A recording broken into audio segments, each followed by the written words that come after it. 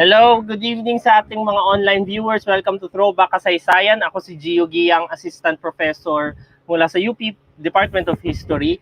And Throwback Kasaysayan is all about identifying present-day social issues and looking at what is very historical about these social issues that we are currently facing. At dahil history show ito, online program tungkol sa kasaysayan, no? From time to time, we also choose topics that is relevant to the discipline of history. We talk about the discipline itself and several events and discourses about Philippine history that we can use to our present, that we can make use to our present day society. So yan ang Throwback Kasaysayan. We are on our 38th episode already. Ang dami na, no? Magsi-season ender na actually, isang episode na lang, no? 38th episode of Throwback Kasaysayan. Today is Thursday, June 17, 2021. Okay? So bago tayo magtungo sa topic natin na i-discuss natin for tonight, alamin muna natin ang COVID statistics sa Pilipinas. Makikita ninyo sa inyong mga screen ang COVID-19 cases in the Philippines as of June 17, 2021, Thursday. Ang total active cases sa Pilipinas ay nasa 58,407. That brings up the total number of cases in the Philippines to 1,339,457. With the DOH recording an additional 6,637 cases just for today. Ang total death toll ng COVID-19 sa Pilipinas ay nasa 23,276 na, with the DOH recording an additional 155 deaths just for today. At ang total recoveries ng COVID-19 sa Pilipinas ay umabot na sa 1,257,774, with the DOH recording an additional 4,585 new recoveries just for today. So yan ang COVID statistics sa Pilipinas as of today, June 17, 2021, Thursday. Updated lagi ang COVID statistics sa Facebook page ng Quarantalk Media. So maaaring magtungo sa Facebook page ng Quarantalk Media at like ang Facebook page ng QT Media, no? At etong Throwback Kasaysayan, katulad I think 2 episodes ago na announce ko, no, hindi na lang tayo nag-stream live sa Facebook page ng Quarantalk Media. Nag-stream na din tayo live sa Facebook page ng Now You Know. So magtungo sa Facebook page ng Now You Know at i-like ang Facebook page nila. So to get to our topic for tonight, alamin natin kung ano ang pulso ng bayan.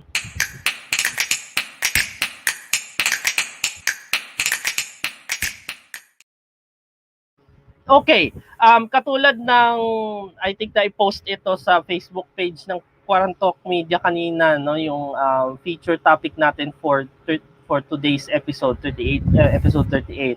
It's all about, hindi siya specifically tungkol sa kahit anong social issue, but it's all about one aspect of the discipline of history, no? Local history to be particular. Okay? Doing research on local histories. Okay? And very interesting ang local history kasi pag nag-aaral tayo ng history books nung tayo'y grade school, well, at least for me, sa experience ko, lagi siyang nakaangkla doon sa national narrative, quote-unquote, na tinatawag. No? Ano yung nangyayari on a national level that is of national importance, pero alam natin na meron tayong mga probinsya sa Pilipinas, of course, at lahat nito tinatamaan ng iba't ibang historical circumstances sa iba't ibang historical periods. At meron silang mga kasaysayan din, no? So itong aalamin natin ngayong gabi tungkol sa local history. Paano ba nagre-research ng local history? At ang isa pang mahalaga dyan, i-connect natin sa pandemic, hindi ba? Kasi when you're doing local history, it has to be archival, okay? Nasa pandemic tayo. Sa pandemic, literally, hindi tayo pwede lumabas ng bahay, nagsara yung mga archives. So what do we do about it? What are the challenges that local historians face in doing research? And what are our observations on the research of local history ever since the inception of the pandemic? No? Yan ang aalamin natin for tonight. And we have two colleagues of mine na guests natin for tonight, no? At para dyan, magtungo tayo sa ating throwback lecture.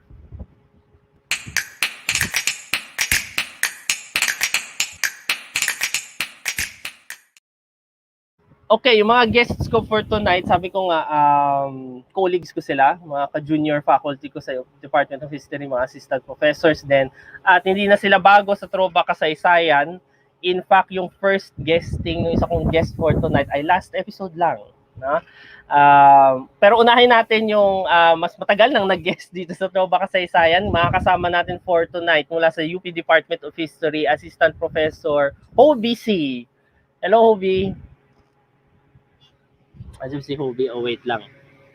Okay, ayan si Hobie. Okay. Hello.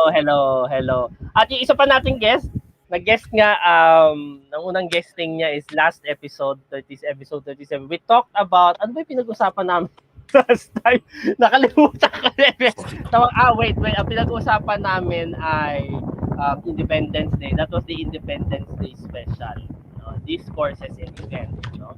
So makakasama natin muli for tonight. Si Assistant Professor Jio Guiang. Hello, Jai. Hi, Gio. Good evening. Yan. Hello. Ayun, sana mas makasama natin na mas matagal si Jai. Sana hindi na wala yung internet natin. Kasi last time, ewan ko napanood ni Hobie last time. Parang bigla siya nawala. Buti ka usap ako bigla. Buti ka usap ko si UP. At nag-usap na lang kami tungkol dun sa anong plano ng NHCP for Independence Day. Hindi ba? Very interesting pa naman yung point na drive the point that Jai was driving at nung nakat siya abruptly sayang discourses tungkol sa Independence Day. But anyway, kamustahin ko lang kasi na ngayon, pare-pareho tayo ng konteksto. We are on the tapos na ang last di ba nag-last day of class na at least for UP, no? Tapos na, di ba, nung Friday. Just waiting for paper submissions and checking some of them. Ayan na, mag-ano na tayo, lilipad na tayo papuntang Czech Republic. Mag-check na tayo lahat, no? Nakwento nga kay Hobie kanina na parang ang dami ata requirements ng mga bata, no? Na sabay-sabay ata ngayon, no? Kasi parang na-notice namin kasi at least for me binigyan ko ng parang 5-day period buong finals week. Parang we were wondering about summer, how it will be when it's every day. Right? Kasi everyday yung klase mid-year. So iba siguro yung yung dynamics noon. Mahirap-hirap. May parang gaya nga I think pag-usapan namin nung isa nating colleague si Sir Kirby na parang kahit pa pang ilang sem na natin to ng remote learning, fourth? This is second year, di ba? Second year of remote learning, it's still a continuous experimentation. Kaya experiment pa rin, trial and error ng best practices. No? Anyway, sana we hope that this coming academic year will be the last of the remote learning sana mag face-to-face classes na after, no? Pero parang ang government ata natin hinahanda na tayo sa eventuality na we should be flexible to return to remote learning anytime. Parang ganun na yun, di ba? Parang ganun na yung scheme, magiging scheme. So anyway, ang topic natin for tonight ay local history. And, wait bago ako magtungo dyan, no, gusto ko lang i-point out na may common things dito sa mga guests natin for tonight at ngayon. At yun ay Xavier School. Xavier School. Si Hobie ay Xavierian. Kami ni Jai ay, gaya na nabanggit last episode, ay naging mga guro ng Xavier School. Nagturo sa Xavier. Yes. So ito pala ay reunion. na-connect sa Xavier School. Luciatlog, let your light shine. Luciatlog. Naging naging gano'n na yun, no? And I think last time, may mga nagko-comments, Jai, ewan ko nakikita mo, habang nagdi-discuss kayo, sinusubaybayan ko, may mga nanonood na Xavierian, ng mga Xavier teachers. At least si Rene. Si Rene Mendoza, yes. So, si Rene Mendoza ay nanonood. Nasa China yun ngayon. Nasa Yunnan, China. China. So nanonood siya from China. Grabe. Wow. Naabutan mo ba, Hobie, si Rene, or not? He was my classmate in MA. MA. Sa MA. MA. So, sa Ateneo. I know why he's moved abroad. Yeah. Ateneo. Tama. kasi contemporary namin, hindi natin contemporary, mas matagal si Rene sa atin na nagturo sa, di ba Jai? Mas matagal Yeah, sa atin. una siya sa atin. Oo, una siya sa atin sa Xavier. Ang batchmates kami ni Jai. Batchmates. Oo. Oh. Yan. But anyway, nag-usap na puro inside Naging story. Xavier reunion eh. Naging Xavier reunion na to eh, no? Anyway, so local history, no? Ito ang ating topic for tonight, and Hobie has done research on local history, and Jai has done research on local history and intellectual history na na-publish recently sa PSEV, Philippine Studies Journal ng Ateneo de Manila University. And I think si Hobie din published. Was that your PSEV publication, Hobie? Yeah. Journal publication. It's Local demographic history, and then we Principalya, ito yung mga Principalya, di ba? Yeah. Oo, tama. So, I think magagaling doon yung magiging discussion ni Hobie at ni Jai later, and our online viewers can download their researches on the website of Philippine Studies, hindi ba? Like and andun yun, subscribe. no? You have to subscribe doon sa Philippine Studies Journal in order to have access, no? And of course you have to pay. I think or kung institutional access, it's free. Kung UP and or some of the what, older articles are also free. Are Like free. there's a limit, and it's only the last 3 years I think that they're paid. But the older articles are very good, and they're all up for free. Yan. So, pwedeng makita ang kanilang mga studies on local history doon sa Philippine Studies Journal, no? But anyway, so let's go to the topic of local history. Ang una kong gusto itanong para sa benefit ng ating online viewers, to your knowledge, what is local history and bakit importante pinag-aaralan natin yung local histories? Unahin natin siguro si Hobie. What's your idea of local? Unang salta agad. What's your idea of local history? So Sige, go. I usually think of it like within the timeline of different historiographies. So if you would have in the early 20th century this externalist colonial point of view where the prime movers of history are foreign, and then that becomes replaced by a nationalist point of view, a Filipino point of view of how to write history that begins in the early 20th century and even in the post-independence period as we try to ease out colonial institutions, malakas yung national historiography. And then local history comes in pag more or less established na tong national historiography, and we begin to think, itong mga generalizations na ginagawa na national historiography, ano yung mga cases na ginagamit niya? At mukhang Manila, so the cases are from around Manila, and is it really applicable to other parts of the Philippines as we begin already to re-examine the thing that we've built? So that's where I situated. So para sa iyo, Jai, how do you view local history? And ano yung importance niya no pag-aaral ng kasaysayang pambayan? Hindi ba ito yung kasaysayang lokal? Kasaysayang Pampook, hindi pambayan. Pampook, iba yung bayan. Dalawa kasi yung meaning ng bayan eh, di ba? Parang bayan pueblo and bayan-bayan, no? So, kasaysayang Pampook is more appropriate, no? So, bakit important sa iyong pananaw ang local history? Yeah, in addition dun sa na-mention ni Hobie, isa siyang field of history obviously. And at the same time, isa rin siyang methodological approach. Dahil lumalayo siya dun sa usual preoccupation ng mga national historians. They're more concerned about the big institutions, the prominent national figures. Lumalayo sila kina Rizal Bonifacio, and they instead take a look at these communities that are, in the countryside. So lumalayo din sila dun sa Manila, and at the same time dun sa Katagalugan. No? Si John Larkin, yung unang nanawagan, at least isa sa mga unang nanawagan, na isa sa mga problema ng Philippine historiography by the late 1960s ay kung paano hindi napapansin sa pagsulat ng kasaysayan yung countryside, yung rural Philippines, yung iba-ibang rehiyon sa probinsya. No? So, isa itong field ng kasaysayan na inaaral yung iba't ibang regions sa Pilipinas. At pag sinabing regions, pwedeng ethno-linguistic, pwedeng cultural, pwedeng religious, pwede rin siyang economic. Like for example, the sugar region of Negros or the abaca producing province of Albay. At of course, papasok din dyan yung mga probinsya, mga syudad, tsaka mga munisipalidad. Totoo, no? So, bale, Actually, sige, go. I was hoping Yeah. to build on something that Jai was saying, that it's also a methodological thing, and it's as I was reviewing for our talk, I was thinking, talagang review na. Parang comprehensive exam. Comprehensive. So I realized that yung depends to in comprehensive public. ko for anyway.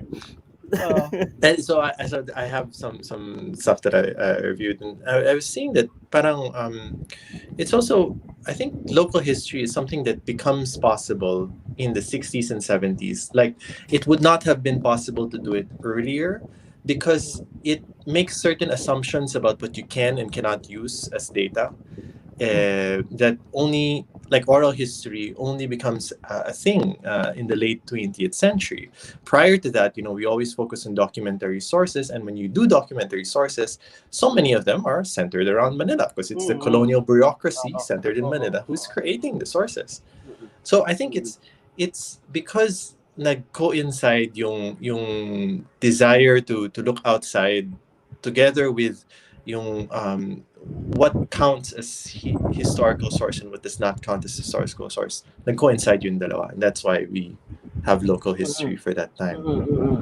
So, bale sa mga points na nire-raise ngayon, ang isang nakikita ko is local history can be a reaction to the nationalist historiography or national histories, no?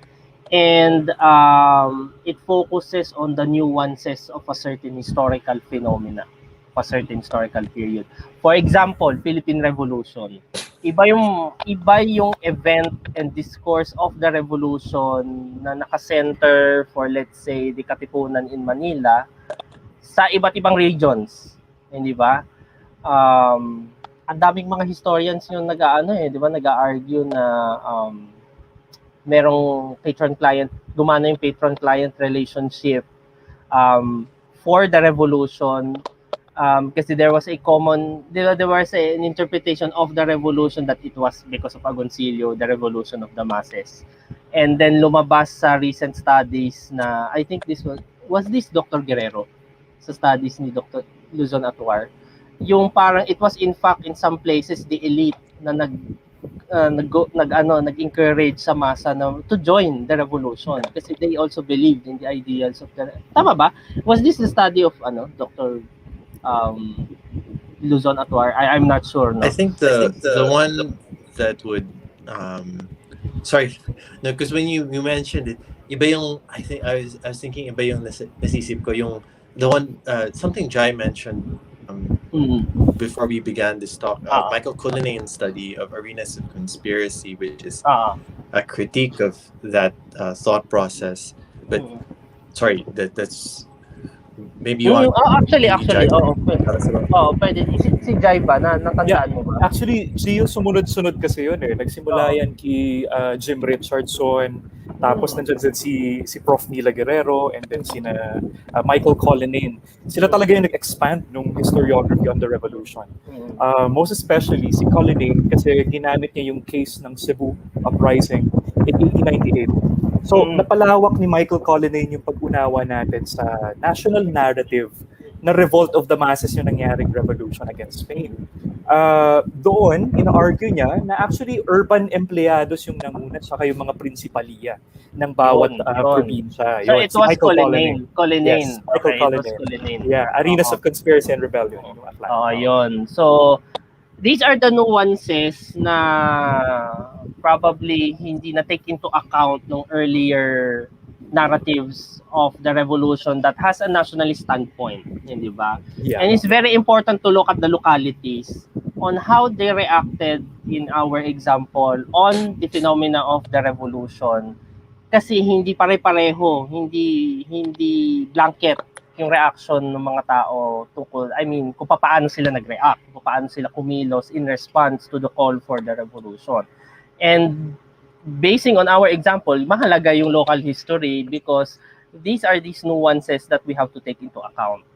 Diba? I'd like to mention another example of yeah. that I thought would be useful. Sh- uh, Usually when we think of the revolution, we think of it as strongly anti-clerical. But one of the local history studies that try to check that generalization and see how true that generalization is for other places is Schumacher. Schumacher does a study on the revolution in Bicol, and what he finds is that actually many of the locals went out of their way to try to protect the friars from what they saw as revolutionaries from outside who were unreasonably going after these, persecuting the priests. So that kind of case becomes an uncomfortable fact that the generalization now has to face, and then you begin to ask, okay, so if it is true for this case study, san pa kaya siya totoo? Like, where else would it be valid for? And slowly you begin to think that, okay, baka naman we have to modify the generalization and adjust our idea of the national narrative. Tama. No? Kahit si Dr. Aguilar, no, yung advisor ni Hobie nung MA sa thesis niya, yung favorite example niya yung Friar Estates. Kasi laging pinapresent ng national historians na ito yung naging reason kung ba't nag-alsa yung mga Inquilinos na tinatawag. Pero sinasabi ni Dr. Aguilar na sa case ng Cebu halimbawa, with the Augustinian friars, that's not necessarily the case. Ganon din sa Mindoro in the case of the Augustinian Recollects. Hindi naman talaga nag-alsa yung Inquilinos dahil iba yung dynamic nila with the friars there. So these are uncomfortable revelations that are brought forward because of local histories. So parang we continually have to keep our consciousness open to new interpretations provided by local histories. Parang yan yung reading natin doon sa conversation natin ngayon, hindi ba? Kasi nababanggit na iba't iba, example natin, revolution, nababanggit na iba't ibang localities, no, na may mga nuances na hindi naman talaga applicable sa Manila-centric revolution, for example, yung center ng revolution sa Manila, for example, sila Bonifacio, no? Iba-iba doon sa ibang mga lugar, no? Now, we get into so yun, basically sana nagkaroon ng idea yung ating mga online viewers kung gaano kahalaga at gaano ka meticulous ang local history. Kasi you have to take into consideration many things aside from you take into consideration many methodological processes that you have to take into account, not only archival, hindi ba? Gaya na nabanggit ni Hobie kanina, no? Pero sa inyong experience bilang mga students of history, di ba? Forever naman tayong students of history. How do you do research on local history based on your experience, at least on your experience? And ano yung things that you have to take into consideration in doing research for local history? Ikaw, Hobie, for example, what did you si Hobie, what did you do? Anong ginawa mo? Ako interested ako dito sa topic na to kasi yung MA thesis intellectual history. So and si Constantino ay nasa naman Maynila, andito lahat ng sources niya sa library. So talaga interesado ako dito sa local history. Parang paano mo siya gagawin? May yung field work, hindi ba? And what do you have to do? You have to go to the local archives, gan ba? If hindi siya if walang centralization of archival materials, those are some of the things na naiisip ko, no? So sa kaso mo, Hobie, in your specific research, what did you have to do? What were the lengths that you have to take in order to satisfy the research problem that you had? Okay, looks like Jai has. Okay. But, yeah. Hindi, nawala lang yung video niya. Andyan naman siya. Okay. Okay. Well, I guess there's like pre-pandemic context and then there's post-pandemic context, the latter being less successful. But in the pre-pandemic context, well, a lot of it starts at the archive, yeah. You deal with the sources that are available there, and a lot of them are they're okay for the local level. A lot of government reports. The only limitation usually with archival sources is that they like, because the priorities of the colonial government are just A and B. Limited lang yung na-tackle nila sa mga priorities that are actually in the locale. So usually you'll have to balance that with actual fieldwork, which means going to visit the locality, which means checking at their local parish if there are documents there, or checking at their municipio. Usually the municipio, for instance, will have volumes and volumes of their ordinances all the way into the early 20th century. At least kami, like sa San Juan and Batangas, I've seen it there. Nandyan lahat sa shelf. And it also involves, like I mentioned earlier with the interviews, is because like we were talking about at the start of our discussion, it's like we're trying to detect ano yung rhythm of history at the local level. Ano yung, what is their own, but yung periodization might, even the periodization of history for the locality might be different, right? May nuances. So that needs really some qualitative discussion that you will have difficulty finding in the textual sources. It leads you to the oral sources, and it leads you to extensive oral history, like finding gatekeepers in the community who you show that you're a trustworthy person so that they can introduce you to others.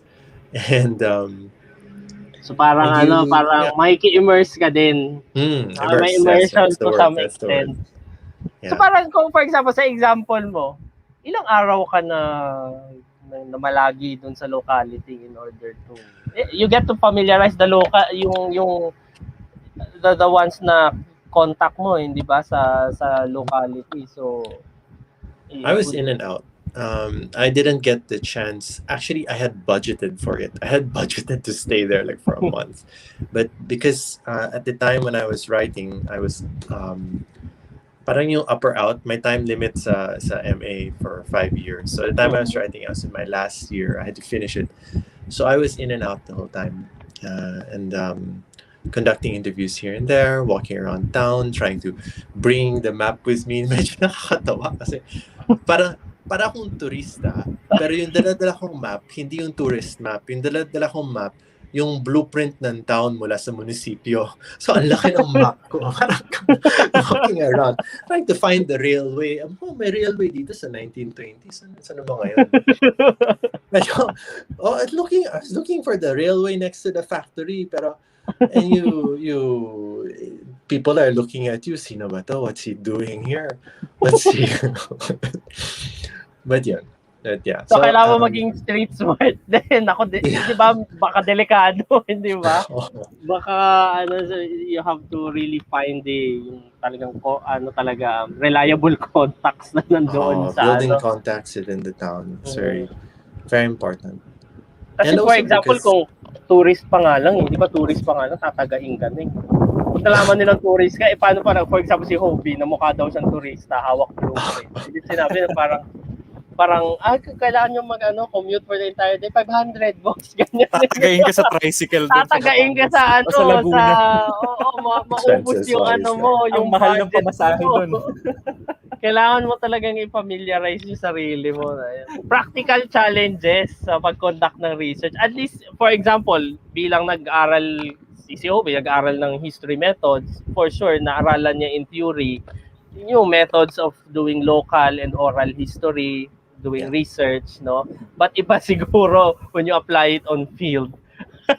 Iba na yung medyo nag-iiba, may practical aspect because you have to immerse. Ikaw, Jai, sa experience mo sa iyong research, probably the same, or ano ba yung what did you find difficult in your circumstance, for example, when you do research on local history? Ano yung mga bagay na kailangan mo i-consider, no?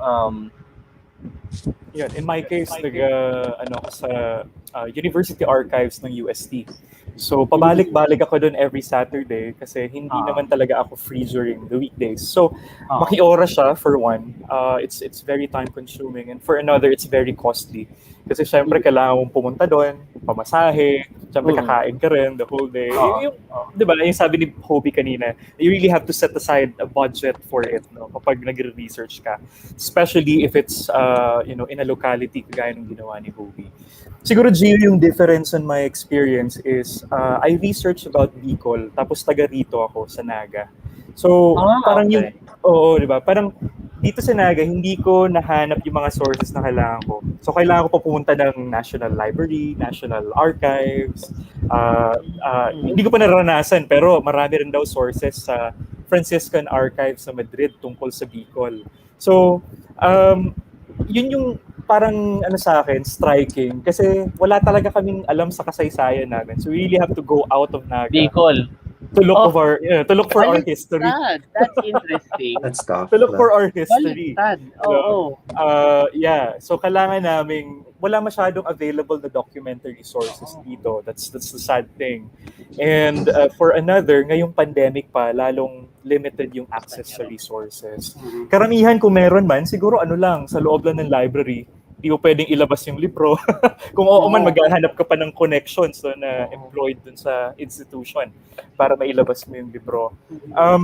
Unlike Hobie, medyo limited pa ako sa archival. Hindi ko pa natatry yung oral history dahil 19th century yung mga topics. Although Hobie, I think 19th century din yung topic mo, no?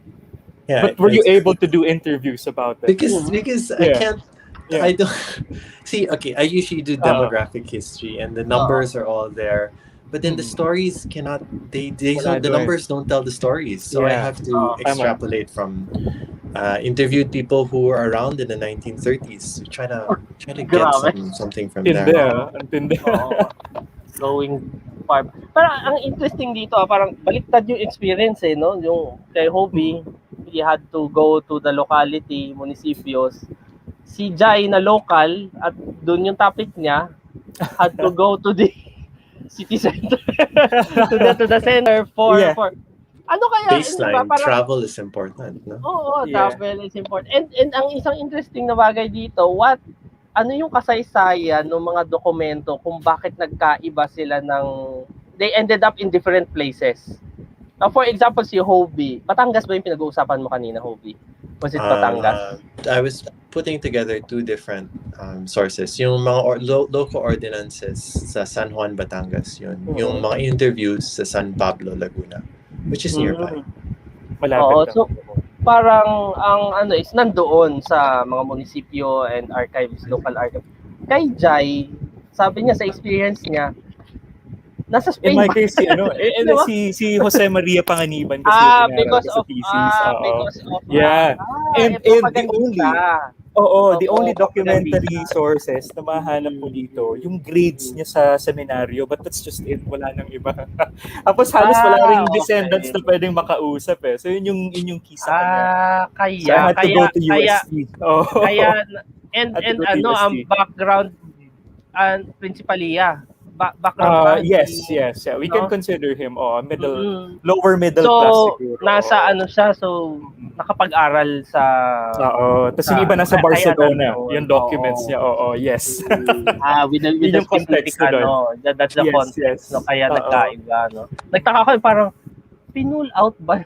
Bigla ka napaisip parang, was there a time na pinull out ba yung mga sources mula sa Bicol at dinala sa yung pala National Archives, sometimes they pero do kung that. tutusin, yes.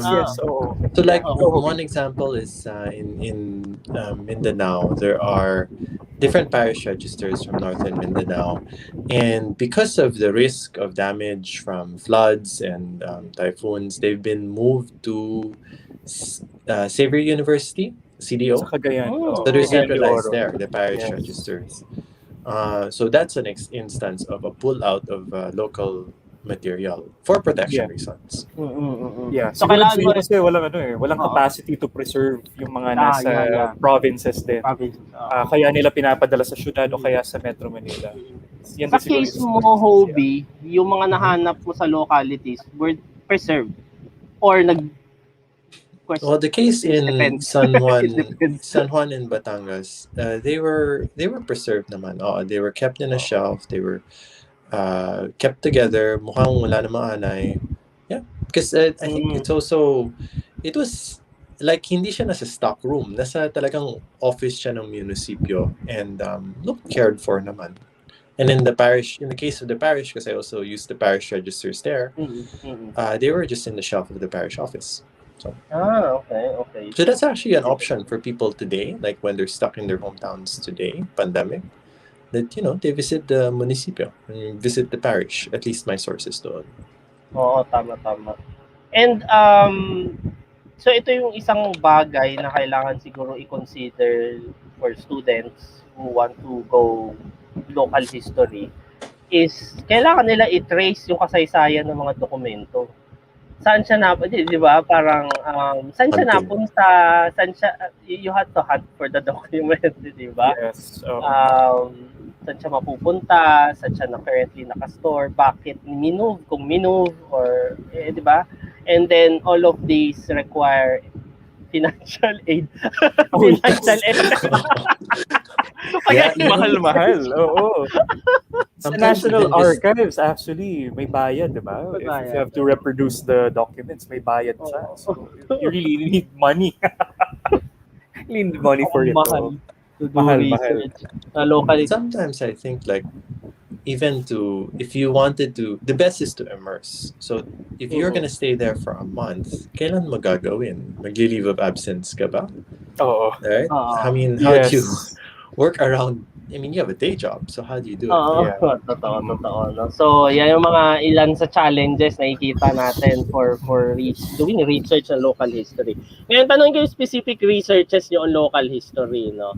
Ano yung current, yung recent na research nyo on local history? Ano yung sources na nababanggit na dito sa discussions natin ng bahagya, yung mga sources, and are they accessible or are they not? What were the challenges? At least nababanggit na, pero let's for contextualization din sa ating mga online viewers, for example, ikaw, Hobie, ano ba yung you talk about immersing in Laguna and in Batangas. So what was the research all about?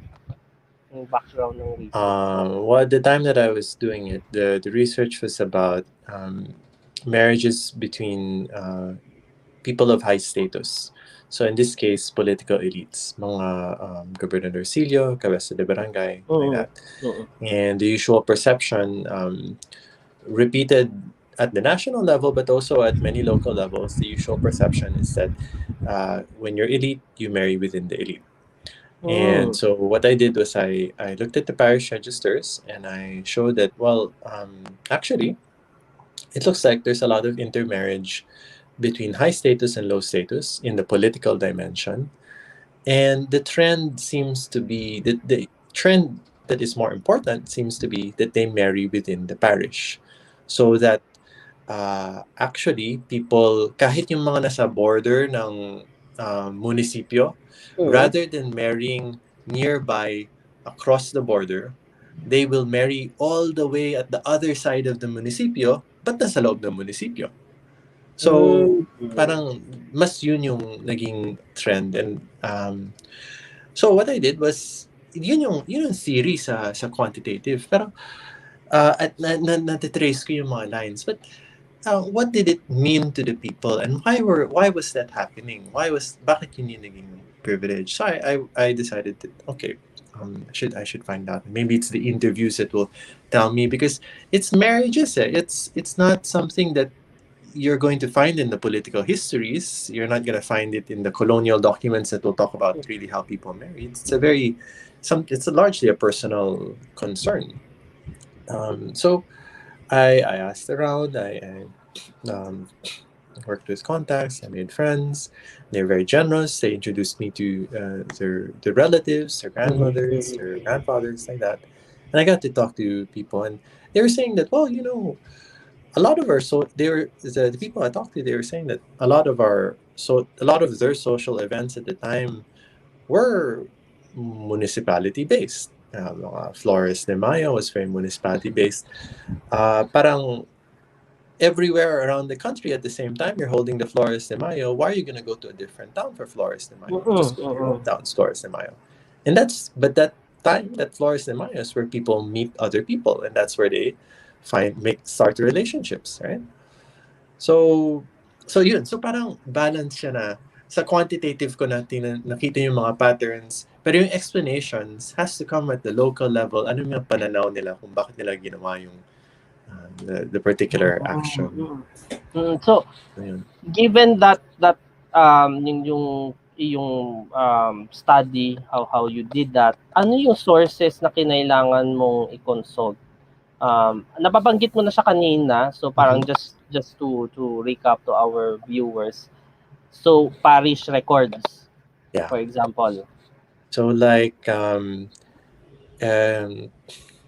it's probably not so common knowledge, but if the viewers have ever been to a baptism or have ever been to a marriage, you'll see that after the marriage, for instance, the bride and the groom will go up to the altar and sign a book.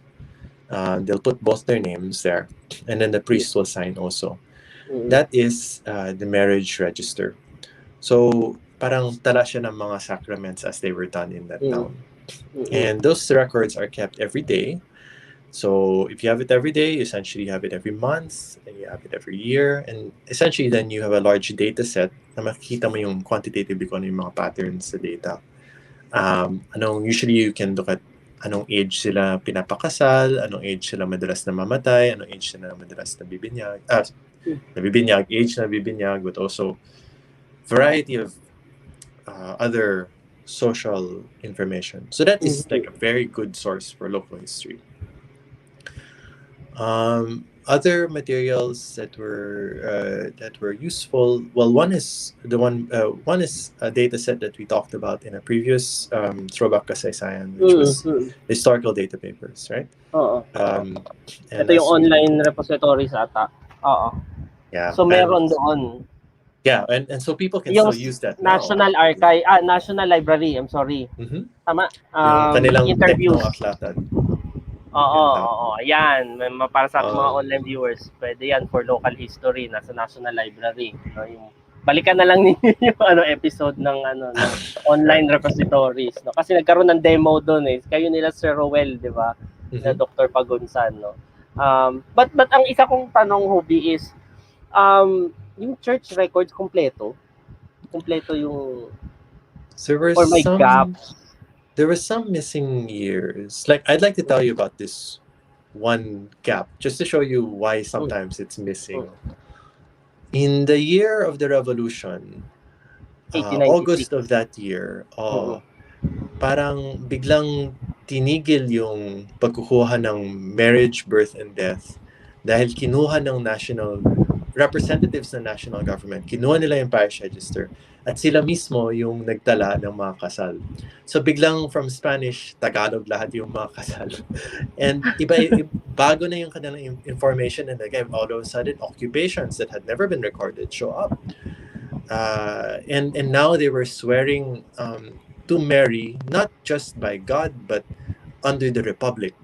So it's legitimized by, right? So it's like anyway, but the end effect of that is may mga kasal na nakatala sa Spanish, but not in the Tagalog version. And then when the Tagalog version was again recorded in Spanish, because the parish priest came back and wanted to record it again in Spanish, some of them are left out. So sometimes politics gets in the way of the complete data set. Kasi parang bakit mo nga naman i-record yun kung kino-consider ng prior na hindi naman under them ng Republika. Hindi ba? So may exclude na yan sa kanila. Oo, 'di ba? May iisip mo yan eh. Yan ang tawag na you fill in the gaps using your historical imagination. But you are bound by your data, by the facts around, no? History method 101 di ba? Para sa ating mga online viewers. Okay. So yun yung apparent challenges, no? Very interesting yung research, no? Yung study. How about you, si Jai? Punta tayo kay Jai. Yung kanyang study, recent study lang, intellectual and then local history. How did you manage to, what were yung sources na kinonsult mo? Again, nabanggit mo na again, i-recap lang natin. Ano yung background, bakit mo siya ginawa, and were they accessible? No? Ano yung challenges na iyong kinaharap dito sa iyong research? Okay. Yung sa akin, hindi ko alam kung papasok siya sa local history, but it's a history of a local figure. Not here in Naga, but in Camarines Norte. There's a town there, dating pangalan niya Mambulaw. Tapos pinalitan yung pangalan niya into Jose Panganiban. Okay. Tapos dito sa Naga, mayroong isang thoroughfare, one of the main thoroughfares in Naga City, is named Panganiban Drive. So nung college ako, napapaisip ako, sino ba si Panganiban? But ang importante niya, meron pa siyang monument sa isang public school, and then he's all over the place, in Bicol. So, pagpasok ko ng MA History, yun talaga yung naisip kong i-pursue. Although hindi ko pa alam kung ano yung direction. Si Panganiban ay isang propagandista na taga Camarines Norte. So, I had to visit Camarines Norte, pero wala akong mahanap daw doon ng mga leads or documents. Nakapunta ako ng UST, and then doon ko nahanap lahat ng records niya when it comes to his educational background, family background, kahit yung birth certificate niya, doon ko nakuha sa UST archives. Dahil unfortunately, walang parish registers na nakatago noon. Although nag-survive yung mga records niya sa seminary and at the same time sa University of Santo Tomas archives. So, lagi ako doon every Saturday, kinoconsult ko yung mga record books nila. And then there's this folder called Diligencias de Grados. So hindi lang siya grades ni Panganiban, kundi lahat ng certifications. Parang sinubmit natin last Friday.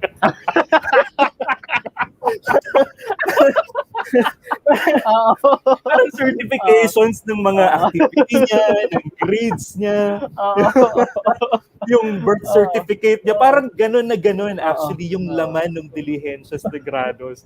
So, mas nakilala ko si Panganiban doon kahit mga records lang yan, And then apparently, lately kasi lagi kong nakausap itong dalawang priests dito sa Cáceres, Archdiocese of Cáceres, si Father Francis and si Father Philip. And then they would always tell me, sa seminaryo daw, yung myth ay si Panganiban graduate ng Segunda Enseñanza o ng Bachiller in Artes sa seminaryo. Yan yung historical myth na through the years na buo dito sa Cáceres. But when I went to UST, I found out otherwise. Hindi pala siya dito nagtapos. Dahil lang talaga. lang talaga siya. Lang talaga siya. And yet, yun yung tinanggap na historical truth dito. Nag-graduate siya ng Bachiller in Artes sa seminaryo.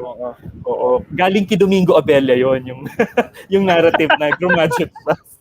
Nag-graduate sa dito sa seminaryo. So, nung pumunta ako ng UST Archives, I found out na pinaaral pala siya nung rector ng seminary, lumipat siya ng UST, tapos doon siya nagpatuloy mag-aral ng kanyang Segunda Enseñanza. Eventually, doon siya nagtapos. Nag-graduate. So, at dahil magaling siya estudyante, pinadiretso na siya sa Faculty of Medicine, kung saan siya nag-aral. Although hindi niya tinapos dahil lumipat siya ng Barcelona in 1888. So, siguro yung... Ba't hindi doon sa Barcelona? Ano yung naging studies? Further studies ba sa Barcelona? Yes. Doon niya tinuloy sana yung medicine. Kaso nga lang, 2 years later, namatay siya because of tuberculosis. Merong silent plague kasi during that time in Europe, yung tuberculosis. So, yun yung kinamatay niya. Pero doon sa article ko, mababasa niyo doon na actually binugbog din siya sa Barcelona. Dahil... Oh my God. Binugbog sa class. Nagkaroon ng scandal actually sa Barcelona dahil he had an affair. Mababasa niyo ito sa letters ni Rizal at ni Mariano Ponce. He had an affair with a Spanish woman. So, ito yung mga hindi nilalantad na narrative ng national histories dahil syempre we have to portray our heroes, di ba? As ideal people. Pero tao lang talaga sila. Yun nga eh, yun nga. Yun yung diba? na-discover ko rin sa letters ni Rizal tsaka ni Ponce. So yeah, actually Diba? unlike Hobie Rizal is tao limited lang din, box hindi ba? documents. Oo, Yeah. diba? And Ay, then nako. so was there Hobie, sorry, Jai, ang tanong ko is Yeah. um ano yung agenda, bakit nag-propagate yung myth? Sa tingin mo, what was the motive behind? Is it Hindi ko alam. not a May source of motive. local pride? A source of local pride? Ganun Siguro kaya? pwede na natin i-consider yun dahil si Domingo Abella ay taga dito sa Naga. So, Kasi parang syempre, di ba, ang pinoportray tingin mo na niya. parang, graduate Oo. siya dito. Parang ganun, hindi ba? Yes. Oo. Oo. Local pride. Pwede. Local pride. Mm-mm. Siguro isa sa motivation yun. Mm-mm. Tapos talagang pinortray niya as an intellectual who transcended all the discrimination at UST. Ganun yung pagka-portray niya kay Panganiban.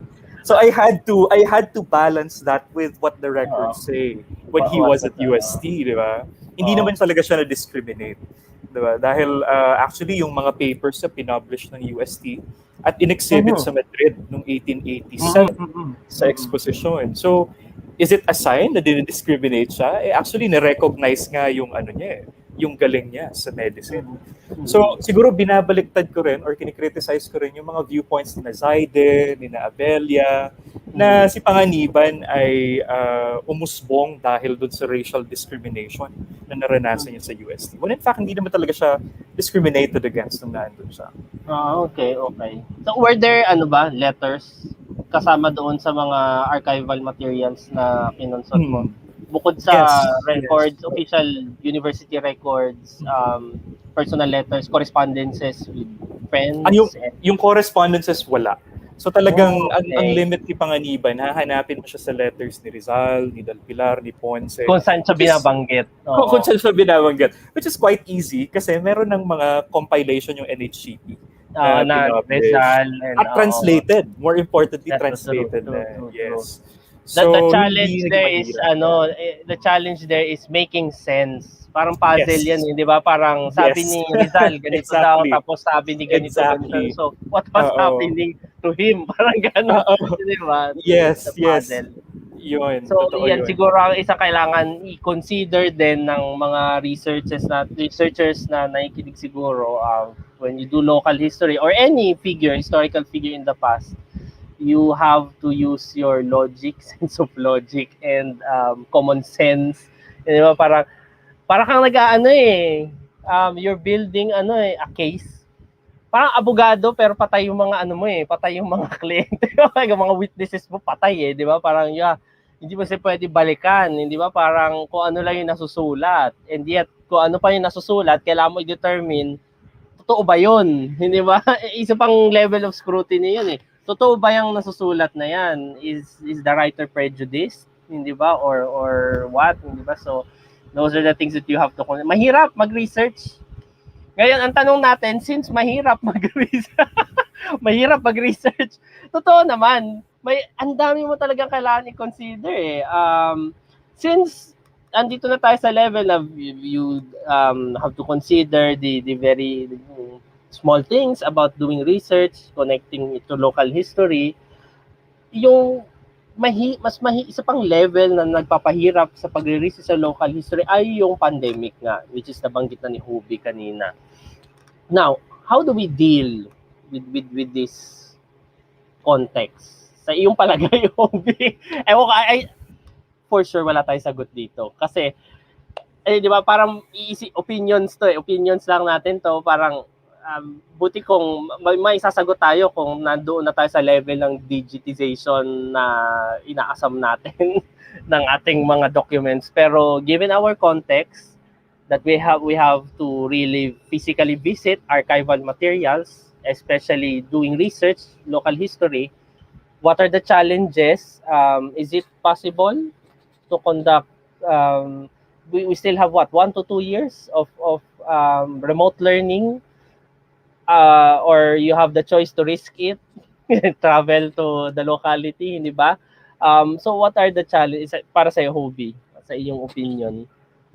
It's certainly very hard because if you're gonna do interviews, for instance, it's no longer that you walk up to the person because you could be a risk, right? You could be a risk to your contact. You can be a risk to the interviewee, and kung your interviewee, the older the better for oral history, but that also means that you're all the more a health risk for them. So Totoo, Diyos ko, Lord. Di ba? and it also means that in terms of technical skill, they might not be able to use Zoom so easily, and all the more it becomes obstructions. So far, what I've been doing is I've been making do with documents which are available online. So, like we mentioned earlier from our previous Throwback Kasaysayan, whether it's in the University of Michigan libraries or the historical data papers or the Otley Bear collection, that's also available with the National Library. There is some start there. And then that one I've been supplementing with one is material that I've gathered over the years. Of course, it's not available to everyone, and everyone has their own sort of storehouse of material. But also asking friends, yeah. So asking, sometimes I don't have the material, but maybe my colleague has the material. Maybe my former classmate has the material. And sometimes, that's one way I supplement also. So it's really a team thing, sometimes. Totoo. Diyan ako nag-survive nung lockdown last year. Meron ako isang paper, institutional history naman, para uy, meron ka bang meron ka bang na-download? Hindi ba, parang, doon, may na-scan pala siya na gano'n, pa-forward naman, parang gano'n. Contacts din contacts, no? Sa iyo, Jai, how do we go about with the context of doing research on local history and then the context of the pandemic? Actually, marami kang mahanap dun sa mga online repositories na binanggit ni Hobie. Yung isa sa mga go-to websites ko, yung Biblioteca Nacional de España, because it holds several published books, especially travel accounts. No, among the examples I could cite right now would be Fedor Yagor, yung Travels in the Philippines. Si Yagor. So if you're working on Laguna, Bicol, even Samar, I think he also went to Samar, pwede nyo i-consult si Fedor Yagor, Reisen in den Philippinen. Nandun din yung Viajes por Albay de Tayabas ni Jose, what's his name? I forgot. Si Guerra. Jose Guerra, no? Pwede nyo tingnan yun sa Biblioteca Nacional de España. Gio, may na-discover ako lately actually sa National Archives of the Philippines. Actually, pwede ka pala mag-request ng documents. Tapos imi-mail nila sa inyo. Yun nga lang, may bayad. Na-discover ko siya lately. Pwede. Magkano yan ang usapin din magkano, no? May isa akong set ng documents, yung Erección de Pueblos, Camarines Sur. Inabot siya ng 800. Tapos wala pa doon yung mailing fee. So siguro aabot siya ng 1,000. So isa sa mga challenge siguro, dahil hindi ka pwedeng pumunta doon to consult the archival documents, you'll have to settle for requesting them and then having them mailed and then paying for them. Medyo mahal nga lang talaga kapag marami. Totoo. At si Jai ay nasa Naga. Nasa Naga, yes. Oo. Papa-LBC mo yun. Yes, mas mahal yung shipping dito. Tapos dapat these are photocopies na, no? Yes, photocopies. Documents, of course, no? Yeah, mahal siya. So kailangan mo ng budget. Yan ang isang sumusulpot sa natin ngayon, pangangailangan ng budget. Definitely. Local history, no? Okay. So, wow, isang oras na. Naka-isang oras na tayo sa ating pag-uusap, no? Maybe we could answer one last question bilang conclusion natin, no? Na pwede nating iwan sa ating mga online viewers for tonight, no? So para dyan, magtungo tayo sa ating pagtatasa.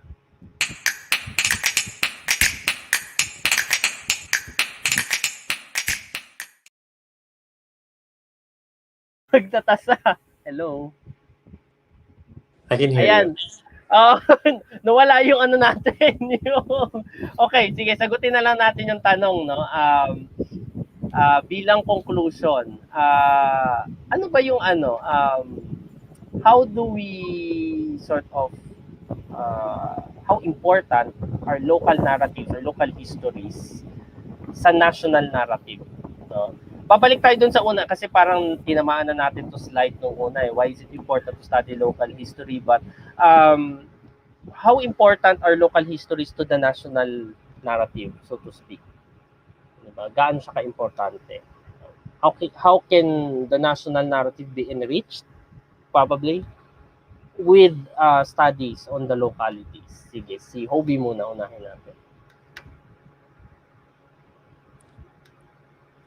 Okay. Sorry, I tried to unmute myself. Right. I think that's really the big challenge that people, many historians are trying to figure out now. How do you tie things together? And I don't think people have succeeded just yet. But the general idea is that you are well, first is that you're right. Now it's a question of enriching. Na hindi nagtatalo yung dalawa. Is that you're not doing local history because it's better than the national. No, you're doing it because it's a dialectic between the two. Because local improves the national, and national improves the local. And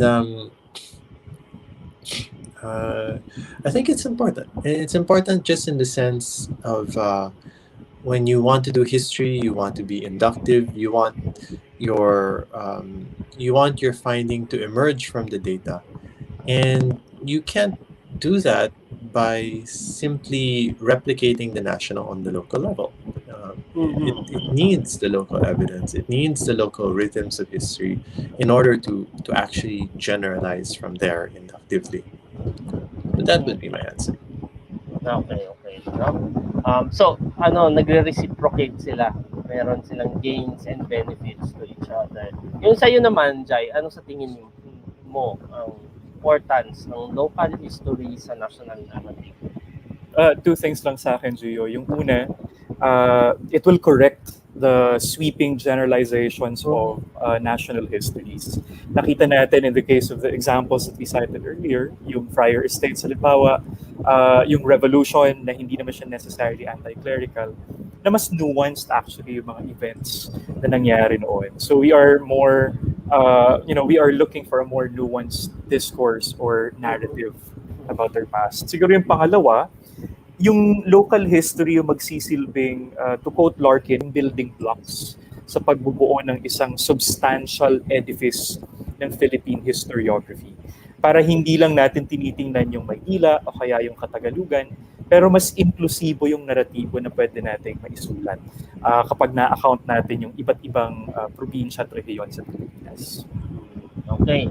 No, so maganda nga yun, no, yung and I think may ganyan ako na-encounter doon sa aking MA thesis yung criticism ni Schumacher sa ASST Revisited na sa pagdating sa isang nationalist historiographical interpretation, national historians interpretation, sweeping.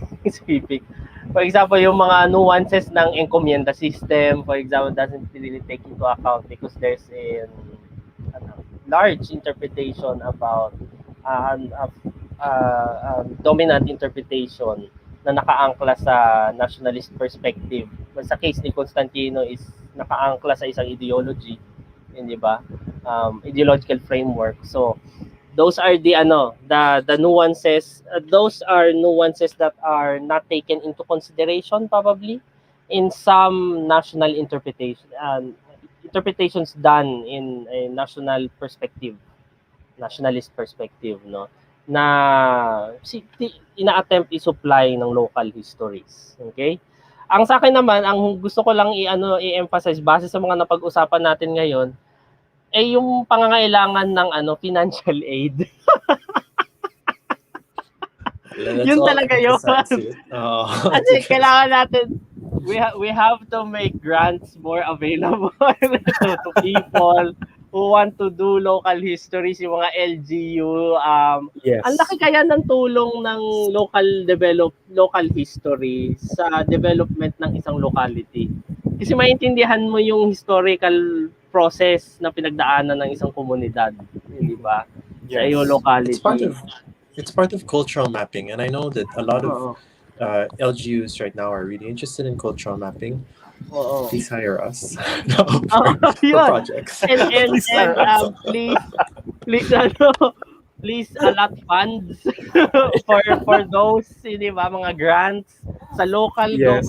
local government level Local and sa level. Yes. national. I mean, sa universities, meron naman. Sana mas dumami din yung support, hindi ba, ng grants. And of course, gaya nung nabanggit ko, I think nabanggit na din ito ni Hobie. Nabanggit na namin ito nung episode sa about online repositories. Yung we really have to invest on digitization. Digitization.